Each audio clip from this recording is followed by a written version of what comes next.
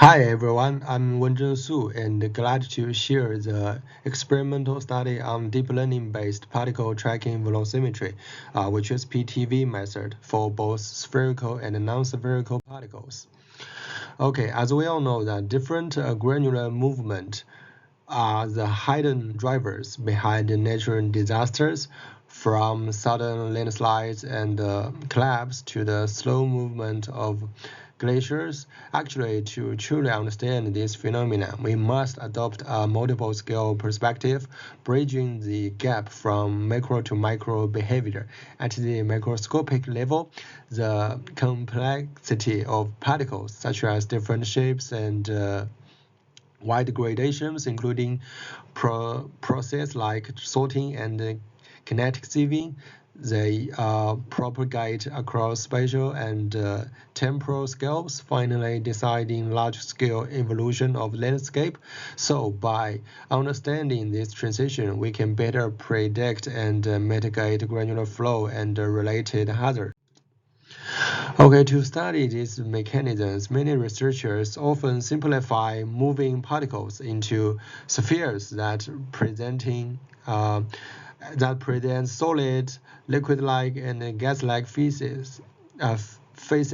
And there are four common configurations, such as open channels, inclined flumes, and rotating drums, to replicate different flume conditions in the lab.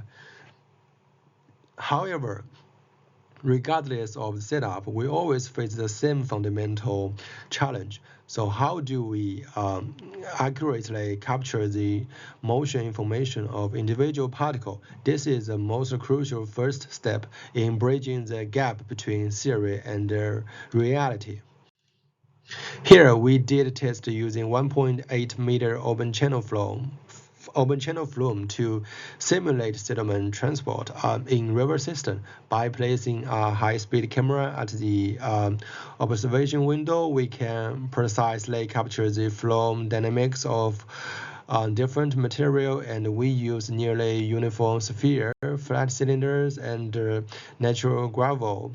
These high-resolution snapshots at the bottom, as you can see, provide the essential data required to track individual particle motions. And then we generally look at two established methods. First, we call it particle imaging velocimetry, or PIV, which determines the velocity by cross-correlating interrogation windows, while effective for general flow fields. It only provides a simple averaging and lacking information on individual particle. On the other hand, the traditional particle tracking velocimetry, we call it PTV, indeed attempts to identify and follow specific gram to calculate their trajectories, respectively. However, its performance is often limited to regular shapes and simple, or what we can say, the high contrast background. This leaves us with a significant challenge.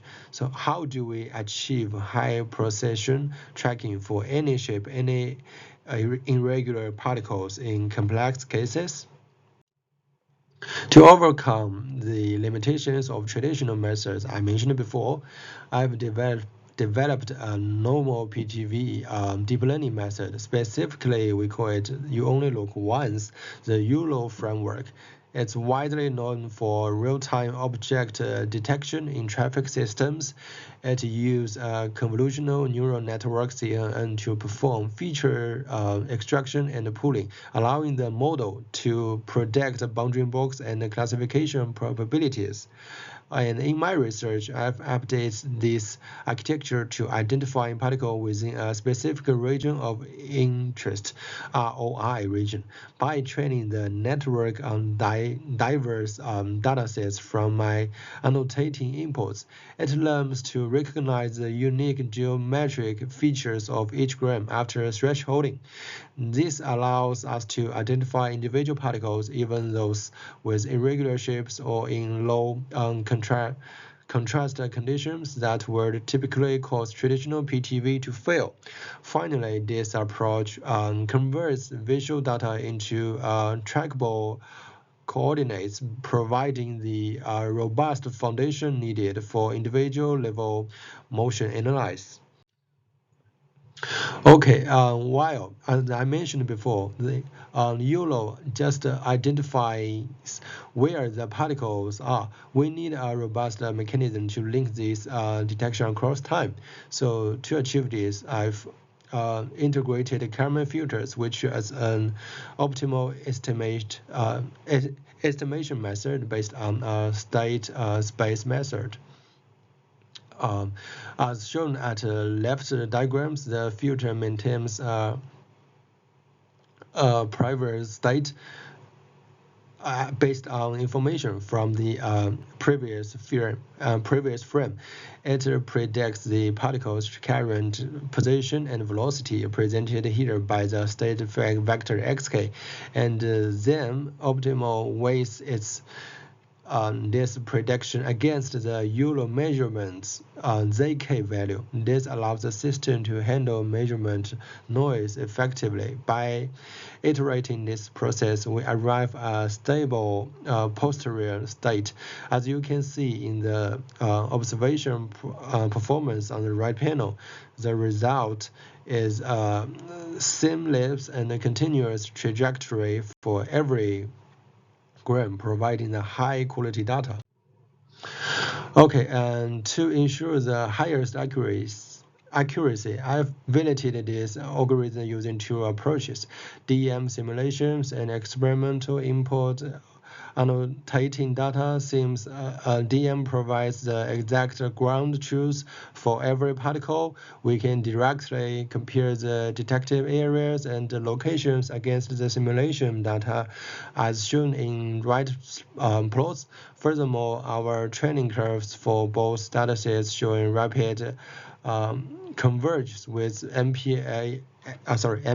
and the recall values stabilize at high levels. Finally, the high R-square values mostly exceeding 0.9 across various test cases prove that our deep learning approach is robust for analyze the complex scenario of any irregular granular flow.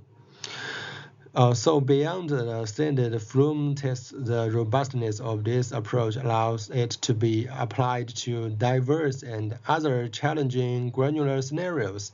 As demonstrated here, our model accurately tracks Benlow transport. It also excels in column collapse, where rapid deformations and dense particle clusters typically hinder the traditional tracking. And interestingly, that the method remains effective during particle crashing process, successfully identifying and following the involving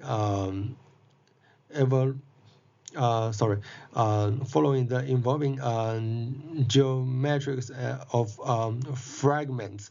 This proves that our method is a powerful and relative universal tool for capturing granular physics across a wide spectrum of engineering and geological problems.